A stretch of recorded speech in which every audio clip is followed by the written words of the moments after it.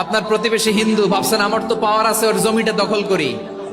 বিশ্বনবী বলেন কিয়ামতের দিন ওই হিন্দুর পক্ষে তোর বিরুদ্ধে আমি বাদী হয়ে দাঁড়াবো। পৃথিবীর কোন ধর্মে এরকম স্টেটমেন্ট পাবেন? পাবেন? আপনি ভাবছেন আপনি নামাজ পড়লে হাজী সাহেব কপালে দাগ ফেলাই দিলে আপনি সেলসেলায় জান্নাতে চলে যাবেন না? খবরদার।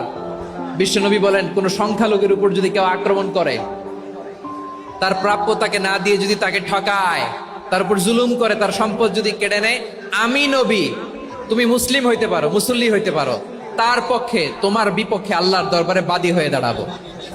আচ্ছা লালমনিরহাটের ভাইরা, কথা বুঝতে পারলে আওয়াজ করে উত্তর দেন। বিশ্বনবী যদি কারো বিপক্ষে দাঁড়ায় কিয়ামতের দিন, আই রিপিট, আমি আবারও বলছি, বিশ্বনবী যদি কিয়ামতের দিন কারো বিপক্ষে দাঁড়ায়, ও তো সেলসেলায়া জান্নাতি, তাই না? জান্নাতি না? যে নবীর সুপারিশ ছাড়া জান্নাতের গেটও দেখা যাবে না, ওই নবী যদি বলে তোর বিপক্ষে আমি বাদী হয়ে দাঁড়াবো, ওই জান্নাতে আর ঢোকার কোনো সুযোগ আমাদের থাকবে?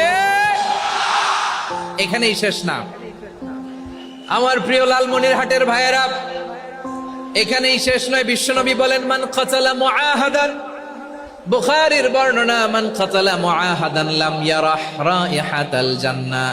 কেউ যদি, কোন মুসলিম যদি অন্যায়ভাবে কোন সংখ্যালঘুকে হত্যা করে, কোন হিন্দুকে হত্যা করে, কোন বৌদ্ধরে হত্যা করে, অন্যায়ভাবে কোন মুসলিম যদি কোন সংখ্যালঘুরে হত্যা করে, জান্নাতে যাওয়া তো দূরের কথা, ওই মুসলিম জান্নাতের ঘ্রাণও পাবে না।